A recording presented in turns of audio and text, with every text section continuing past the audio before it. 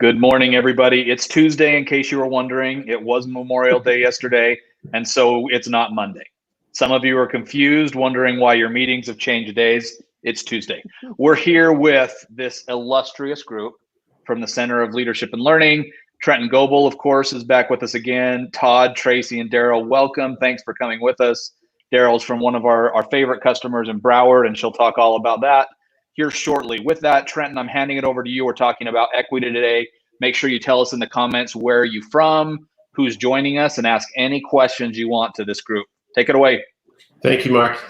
Well, welcome, everybody. I am excited to have this group together, and I am really, really excited about this conversation. I've looked forward to it for quite a while, and I've looked forward to having this conversation with this group. But before we jump into it, let's do some quick introductions for folks. We'll go, I don't know if you see me in the same way that I see you, but I'm going to go Daryl, Tracy, Todd. So Daryl, tell us a little bit about yourself.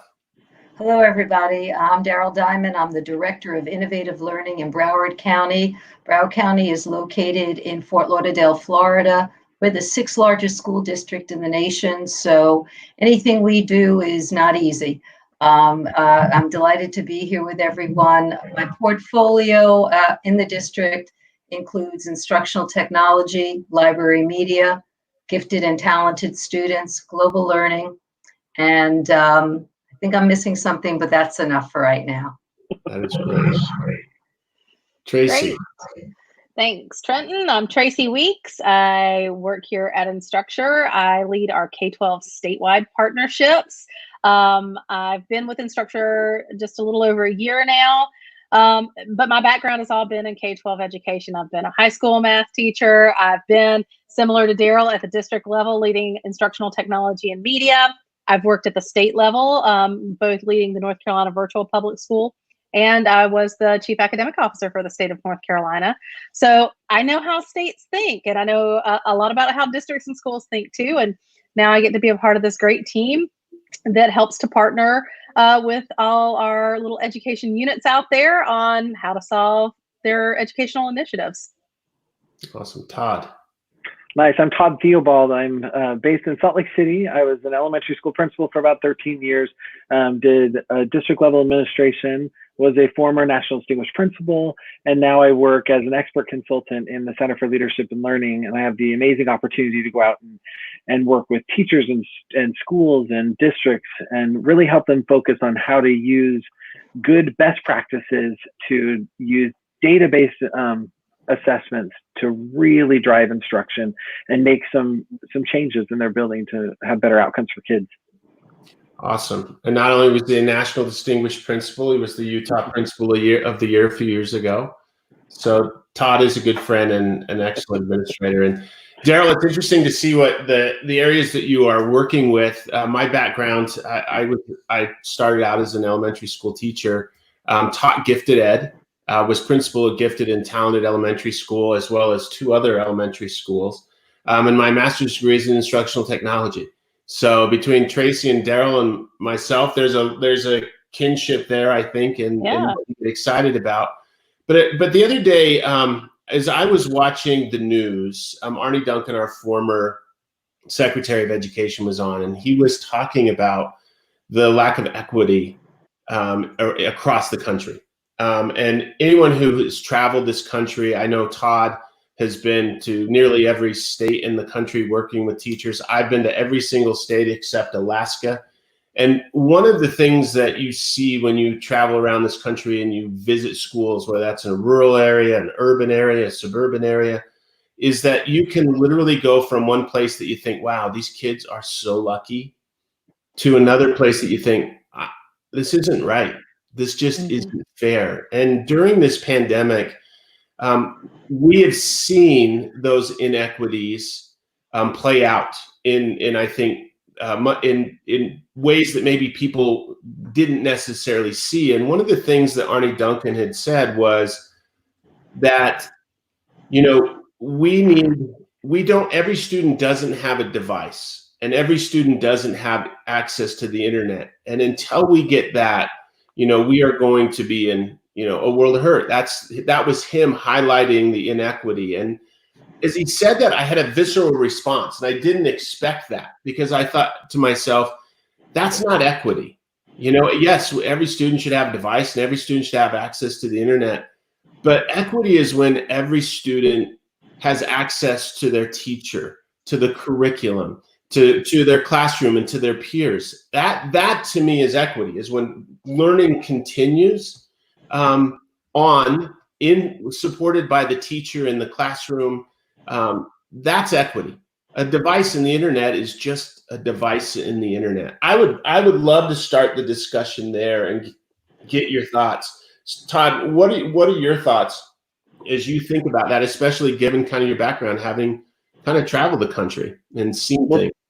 Yeah, it's funny because we've had this conversation before, and once again, I had that response of just, you know, it's such an oversimplification of what equity is.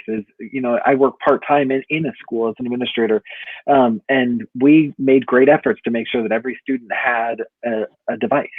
But that was just the very beginning. I mean, that's just the tip of the iceberg, because where equity really comes in was we had teachers who really struggle with technology and others who were ready to, I mean, they had their platform ready to go, you know, the first day.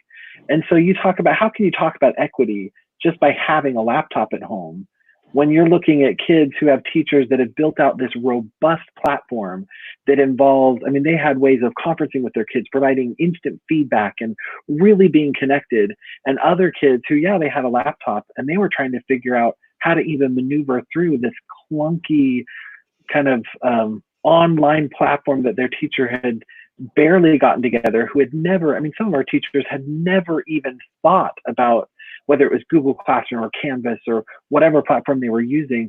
They had never even thought about it, nor did they have any information or any learning about what does a good platform look like. And as I look at that for our own school, I think about, Trenton, like you said, the places that I've been in, so many different schools.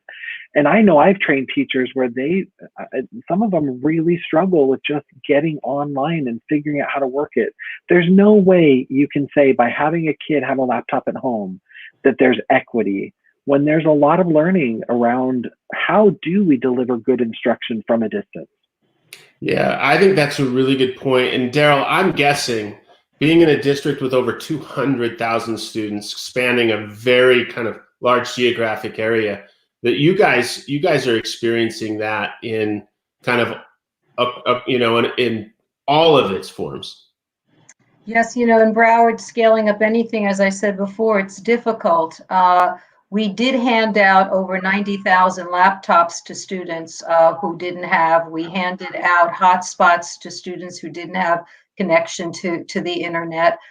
We did that with having different locations in which students and parents can come and sign out these laptops. But Todd is spot on in that just giving the laptops is just not enough. Our teachers really come in a variety of different sizes in terms of their ability to implement technology into the classroom. Those students who are lucky enough to have teachers that had already created content, they got started off without missing a beat.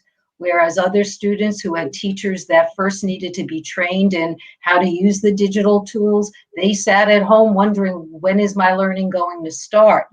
And in addition, I think that we struggle too with our ESE student population, our ELL student population. How do we make it equitable for them when everything that we had designed was really in English? So a lot of work had to be involved with our bilingual ESOL department in translating everything that we were putting out as we were migrating into what I'm calling this emergency remote learning. This is not something we planned for. Luckily enough, we had the infrastructure. We do have a robust infrastructure to handle this. We beefed that infrastructure up so that it could handle the additional stress that was going to be placed. We created a virtual call center so that people that were having issues with the technology had a place to call and had a place to go. But all of these things took time. It didn't happen overnight. So within a couple of weeks, yes, we were up and running, and for the most part, we were stable. But in those couple of weeks, there were students who missed out. students who didn't have teachers that were able to create content with the universal design for learning at the forefront, differentiation based on student accommodations. Those things might have taken a back seat just to this transition.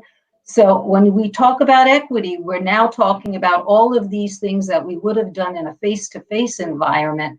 Now we need to translate into this remote learning environment. And that's a skill set that not many teachers have. It's a skill set that not many students have.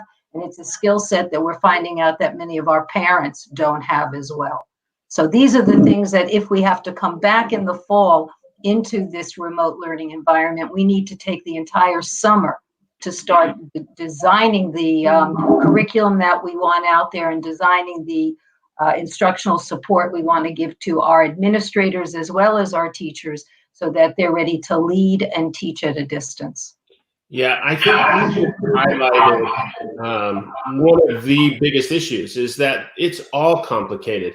It isn't just we've got to have, every student has a device and now we can start teaching to them. We're talking about when you have to really dive in and look at the intricacies of what we are facing. We have students who are learning English as a second language, and that creates new challenges. The special needs kids, all across the spectrum of thought that has to go into addressing the needs of each and every individual student. We like to say, in order to make learning personal for each student, there's a lot more to it. And what's interesting, Mark, I love that you brought up Eddie's comment, because that, as I was looking at the comments, that really stood out to me. Not just because I think Eddie's amazing, but because I think this is an opportunity. Right? It does magnify the access gap, which is a huge challenge. And Tracy, one of the things, whether we like it or not, is there's a political element to public education. What gets funded, how it gets funded. And in some ways, I see all of the sound bites on TV that, people saying, we could solve this problem if we just, fill in the blank, right? And I don't want to keep harping on that. But the reason I am is because I think it's an oversimplification of the problem. And as Congress has put out funds in the CARES Act, my big fear is that people in political positions will say, the way we're going to win is I just, go buy a bunch of devices. We throw out some extra broadband or give some kids some hotspots to take home and we've got it. But that just isn't the case. Yeah, it's interesting because we've seen this happen with federal and state grants over and over again over time, right? That it's easy to say, let's buy the thing and show all, the quantity of things that we bought, right? With the money. It's often harder to kind of as easily show off, hey, look at all the new skills we helped to build in our teachers or our students. But what I have been so encouraged by and impressed by in my conversations with state level leaders during this time and as they are considering how best to utilize the CARES Act funds that are going to the states is many of these state leaders are truly trying to think about approaching this problem as a 3- or 4-legged stool. That no doubt, you do have to have devices, right? If you're going to do remote learning, you do have to have them. And you have to have the connectivity, and not all connectivity is the same, right? I'm lucky enough I've got fiber in my house that, but I have to use it. My husband has to use it. My 2 kids have to use it. And I've only got 2 kids. There are plenty that have more, and they're trying to balance all of this, and sometimes off a hotspot, right? So balancing those are the times of day. So those things no doubt are important. But then we get to, what content do you actually have available? Are your teachers suddenly thrown into the position of becoming instructional designers? Some who are well equipped to do that, some who are not and need that skill set just built and developed and supported. And this is not a sprint, right? This is a marathon. This is something they can't just get once. They have to continue doing and revising and learning and building. But then for all of those things, they've got to have a platform that can help manage all of those pieces. And that's what I've been excited to talk to folks about with Canvas and our learning management platform and even our assessment management systems.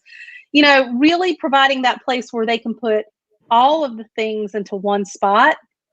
And then teachers and students and parents don't have to go hunt and peck for, okay, well, what is it that I actually have to do? And where are all those things? How do I know if my kids actually did them? You know, so in figuring out what they've done. So I've been real impressed with our policymakers and our leaders right now, that they are trying to figure out how to reasonably approach these things. And in particular, how do you do it for your smaller districts? Could be your more rural districts, or it could be your districts that maybe just haven't had the leadership, you know, to kind of move some of these things forward. Because I certainly don't want to imply that just because you're a small rural district that you don't have it together, because we have plenty of examples of folks doing excellent things in all levels of enrollment, you know, across this nation. But certainly having the resources to have all the tools and be able to have the leadership and build the mindset in your teachers needed for something like this takes a lot of work and a lot of effort. And I'm right with Daryl. Like, I hope that we are using this summer wisely to really kind of say, all right, we did the best we could. We did a Band-Aid approach in the spring. We were mitigating learning loss the best we could. It's probably not going to be completely over. We may have waves of things we have to deal with in the fall. We can do better. Like, we can be better prepared and have something like really ready for when these kids come back. And I think that's what I'm seeing happening right now. Yeah, I love the way that you put that too, because my experience has been that I never know what to expect. You know, I've been to some of the most innovative districts I've ever worked with are ones that are in the middle of nowhere, and I don't know, you know, if that's just that they, you know, the resourcefulness or whatever. But I will say I've always had, not always, I've had to check my own biases, because I worked in very, very large school districts, not Broward large, but you know, the 70, 80,000 student districts are large districts. And I had this bias that, you know, you get out into these rural areas and, you know, what could be going on out there. And what you find is in a lot of places, innovation is driven by people. And, you know, you find good people everywhere. And so I think as one of the things that you brought up too, Tracy, and I think Daryl brought this up, that's so important is, I don't think this was a case of, hey, we weren't prepared. You know, hey, like nobody was predicting that we would shut down school and send everybody home and the entire country. Teaching is a really complicated profession, in that every teacher is doing the best they can every single day. And in some cases, if you say, hey, I want you to make a transition to a whole new system, a whole new way of thinking, teachers are going to resist, not because it's not a great idea, but it may be just one of those things that doesn't fit into the current paradigm. And we had the teaching paradigm shift like that overnight, you know, and I think what we've seen is teachers who have stepped up and made a valiant effort in an environment where everybody was learning together. I think everybody probably assumed that everybody was doing it better than they were, but the reality is everyone was doing their best. And Daryl, as you think about that, coming back in the fall potentially or not, where do you think we are? You know, what have we learned from this whole experience? Well, certainly the pandemic has put a spotlight on the need for teachers to develop additional skill sets that include a wide array of technology. I think that this incident has really enabled those of us who have been within the field trying to promote this as part of the 21st century teaching and learning paradigm apparatus.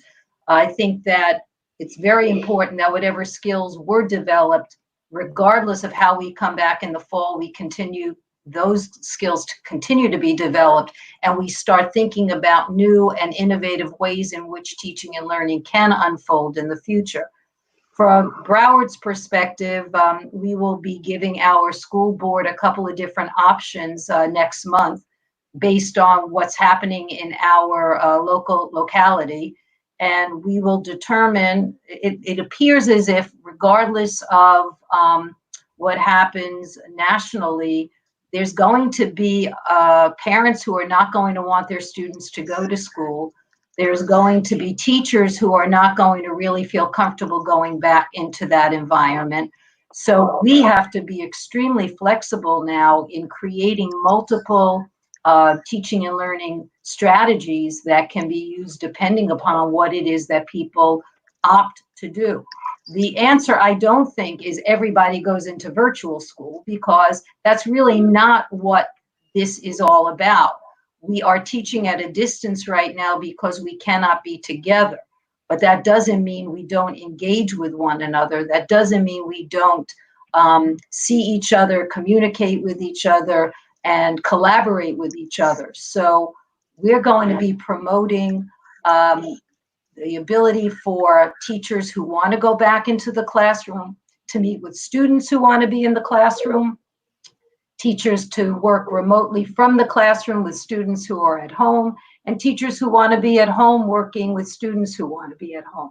I think that so long as we continue to give the support, the training, and the flexibility as we come out of this, we'll be able to develop and maintain those skills that we probably wanted our teachers to have.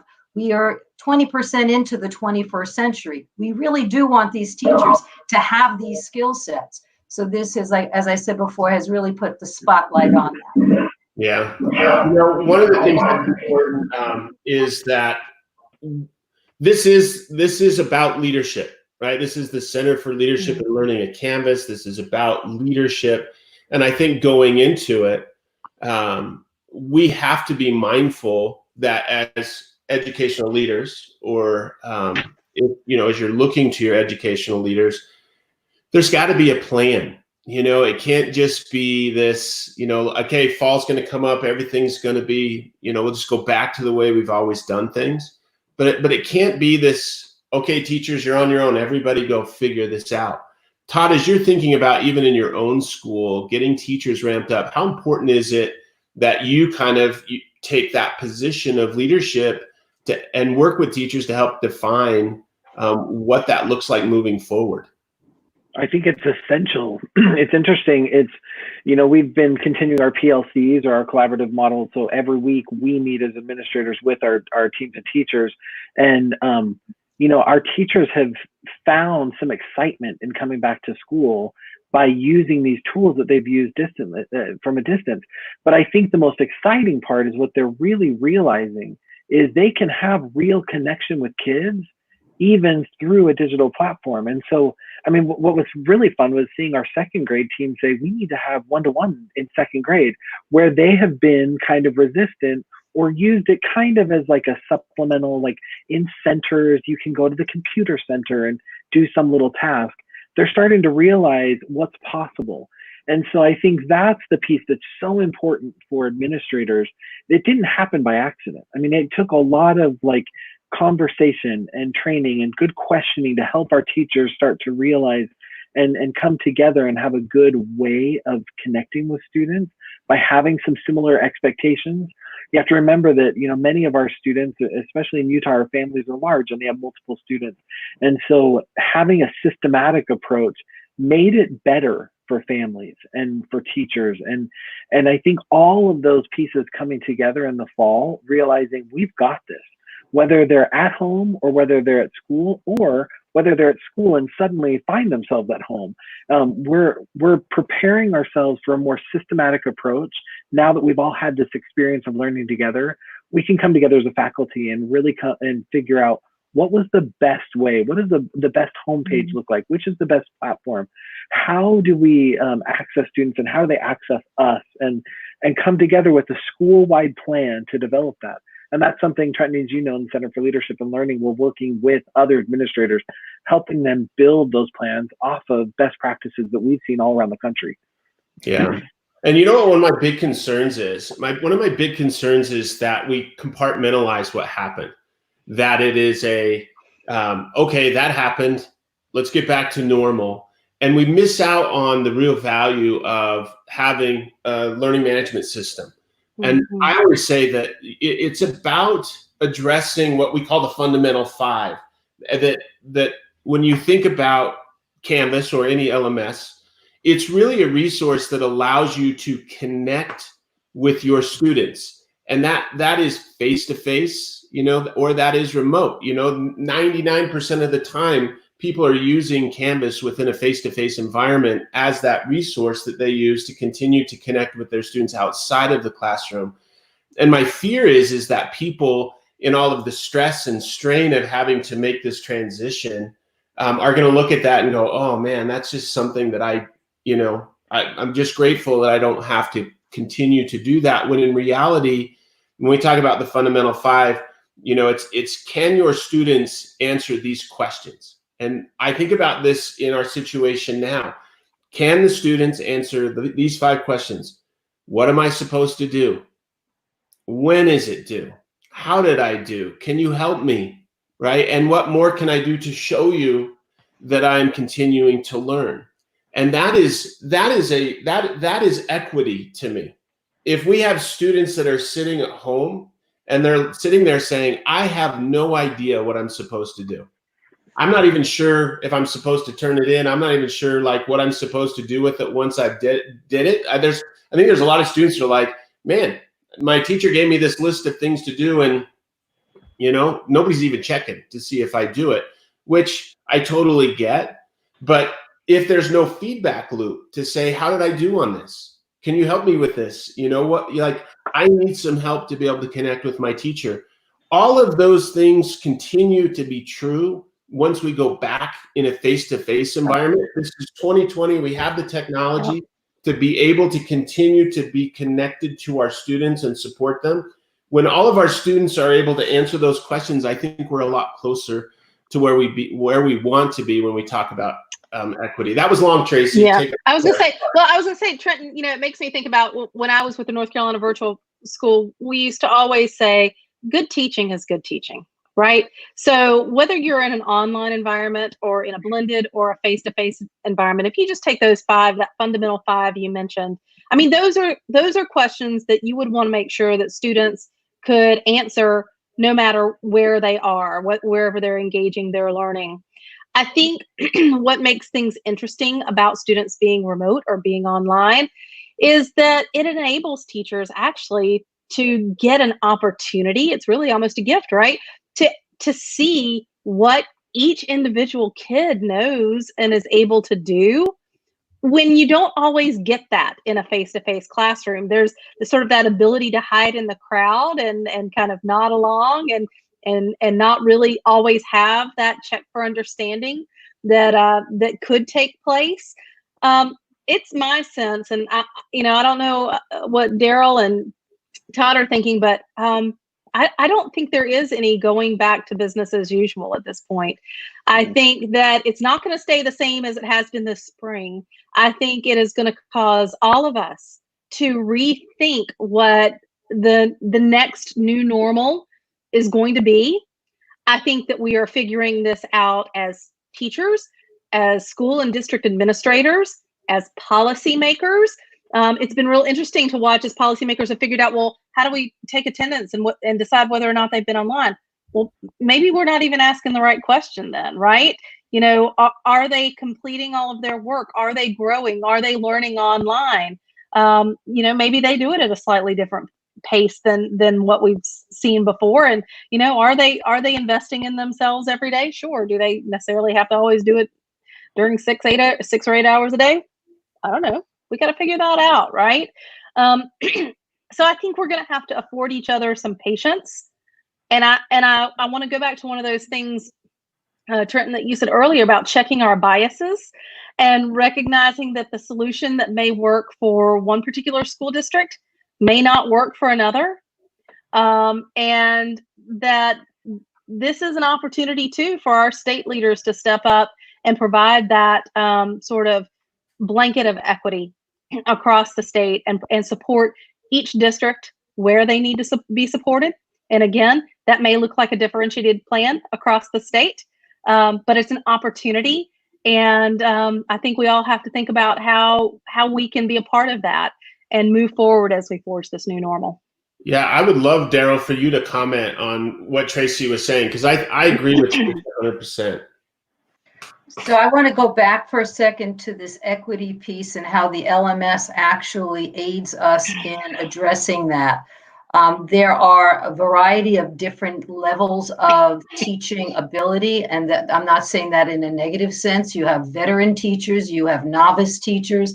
What an LMS allows us and affords us to do is to collate rigorous curriculum that can be differentiated, that can be used for extension purposes, that can be used for remediation purposes, that can allow students to self-select what it is that they want to go ahead and dig deeper with.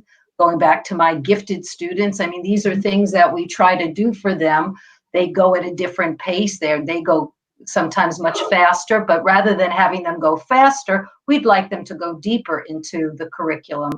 I think that the LMS really provides us that sense of equity, that we know that across the board, all students are able to interact with the curriculum that the district has either curated, created, collated, and put together. And then teachers can actually, if you're a novice teacher, you can actually learn how to deliver that curriculum in a variety of different ways, get better at your craft, but we're leveling the playing field that all of our students are interacting with the same curriculum. In a face-to-face environment, we don't necessarily have that luxury because teachers can go in and close their classroom doors. In this case, the curriculum is there. The other piece that I think is extremely important is this notion of feedback. And you mentioned that, Trenton. How can teachers help students to have that growth mindset, to want to continue to learn and to understand things that might come at first difficultly, but then they actually can achieve? The learning management system enables teachers to provide the multiple attempts at submissions, along with the multiple feedback and the ability for students through discussion boards to be able to peer review and collaborate on a topic. So I really do believe that moving forward, once teachers and students and parents have worked within the learning management system and have seen the ways in which it makes life easier for students and parents, rather than having multiple different platforms that a variety of different teachers assign work for students. Having this one platform that's easy to navigate, easy to figure out, I think that really is the card that levels the playing field. Yeah, I like the way that you talked about that, because I think especially in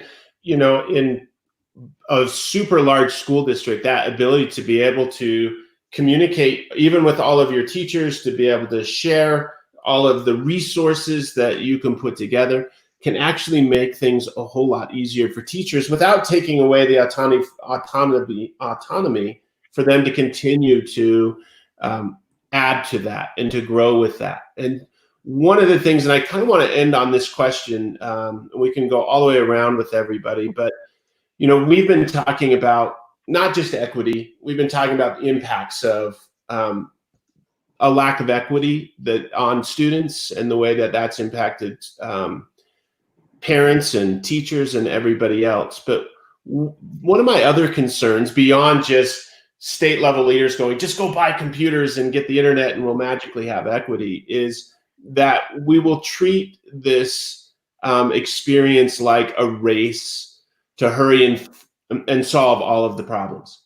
And going back to some of the things that we've talked about in terms of the complexities of the problems that are in front of us, if we're not careful, our teachers are going to be, I'm going to use a word that I probably shouldn't, but we're going to abuse our teachers in an effort to race to get everybody to a place where everybody's able and willing to do that.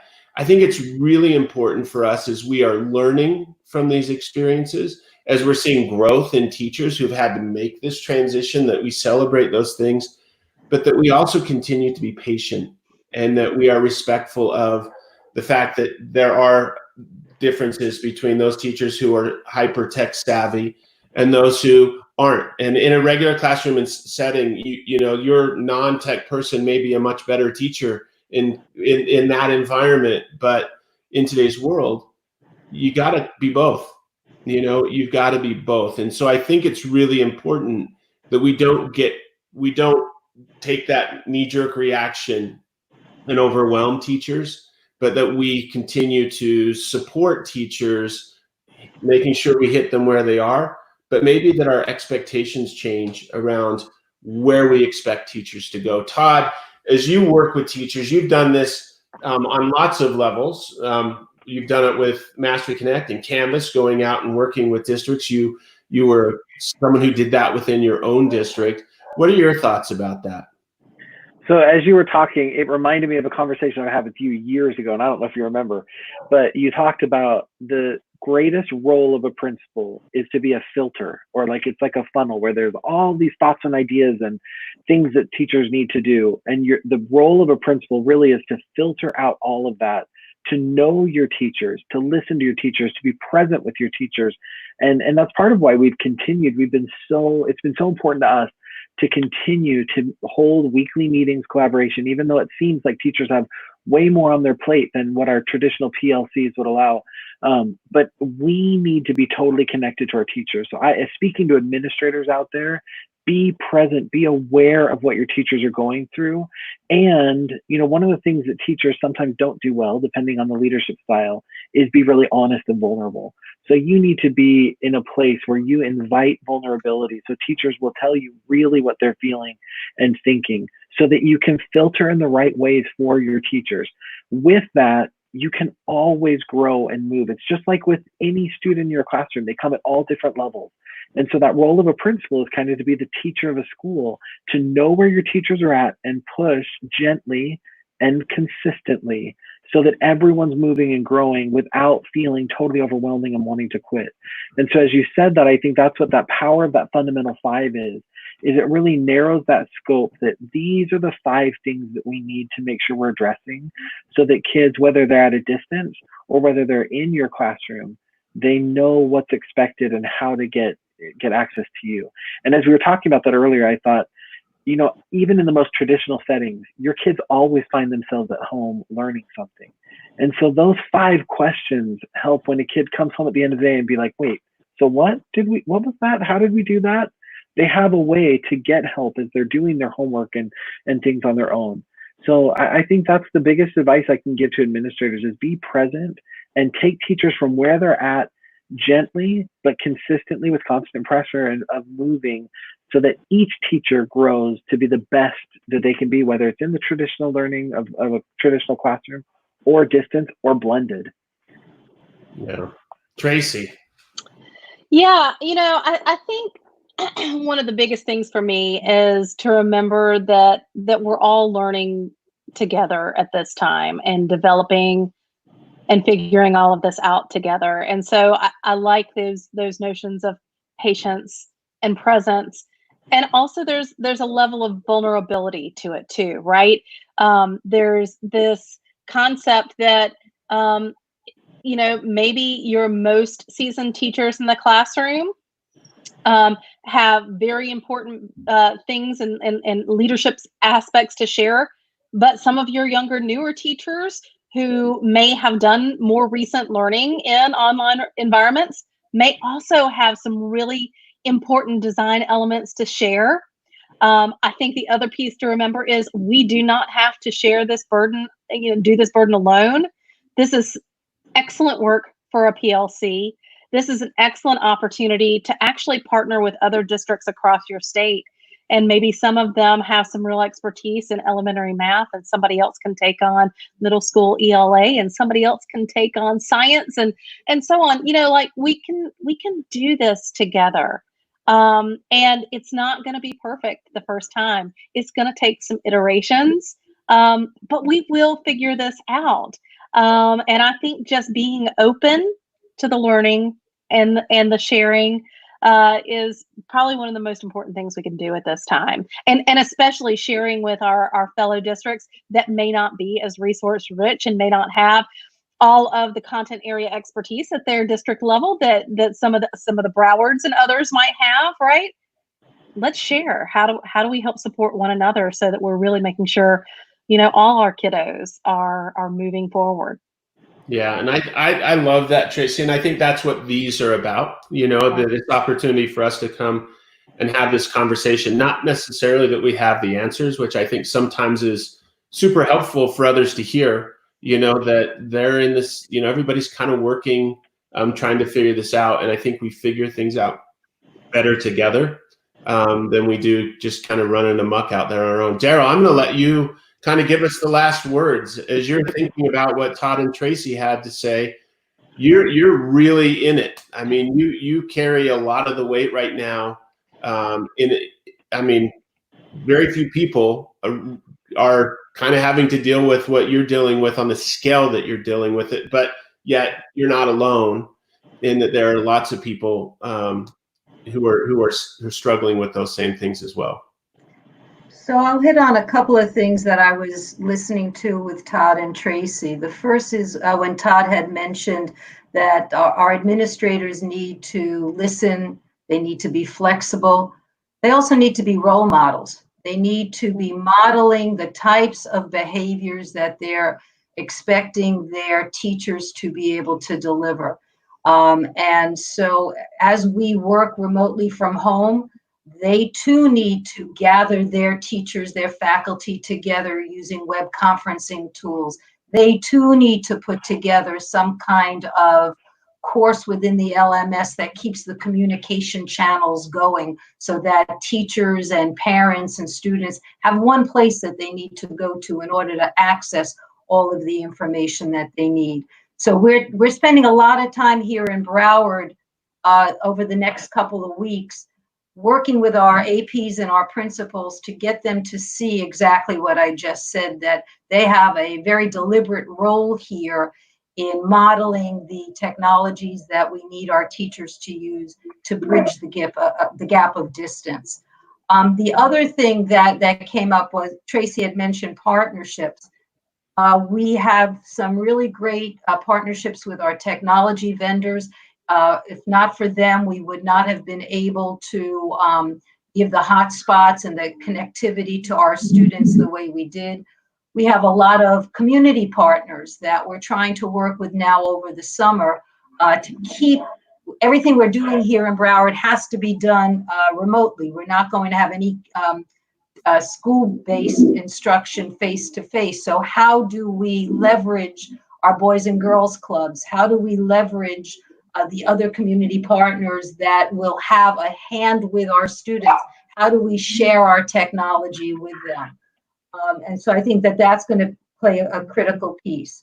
And last, I think that in Broward, we're going to have a certain level of expectation, a floor to what we expect all of our staff to be able to do.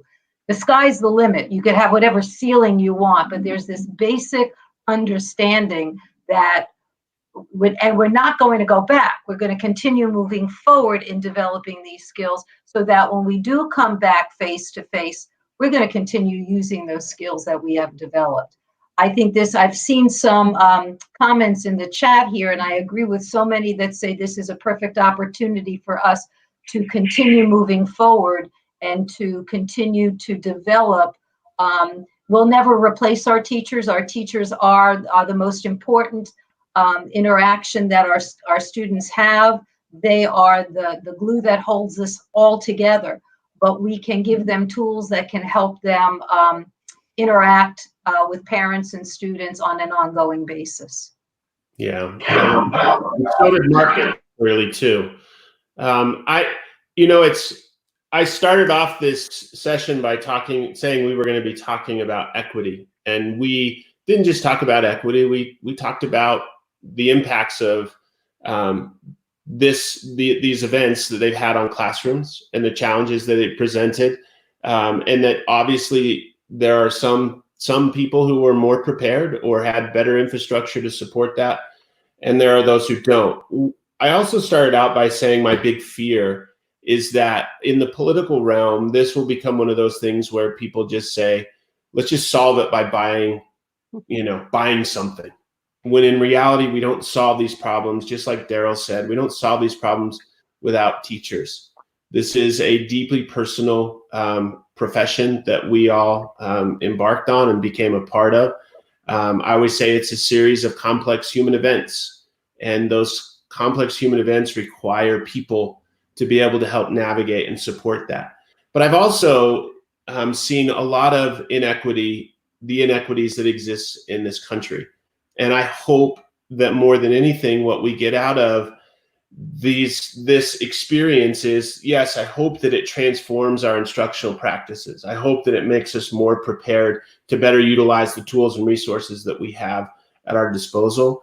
But I also hope that it creates a conversation around the importance of addressing the inequities that exist in our schools. It is not okay. And I think we can do our part, and everybody who kind of joins and listens in, I think is probably already committed to helping solve those problems. But I think we have to be that conduit. We have to be that voice that says it's not okay that a large percentage of our students didn't have access to a device or the internet, that too many of our students didn't show up to classes because of that, or because they were having to go out and get a job to help support the family, and all of those other things that have made it so that education is maybe secondary on many of our students' minds. This is a moment where we are seeing a transformation in the way that we are thinking about public education. And I think more than anything else, I hope that that also generates that conversation around how do we make things more fair, more equitable for all of our students. And I appreciate all three of you being a part of this conversation. I appreciate everybody who joined in on the chat. And I also appreciate Mark for helping facilitate all of these. So hopefully we'll do this again soon. Thanks, Trenton. Thanks, Trenton. Thank you.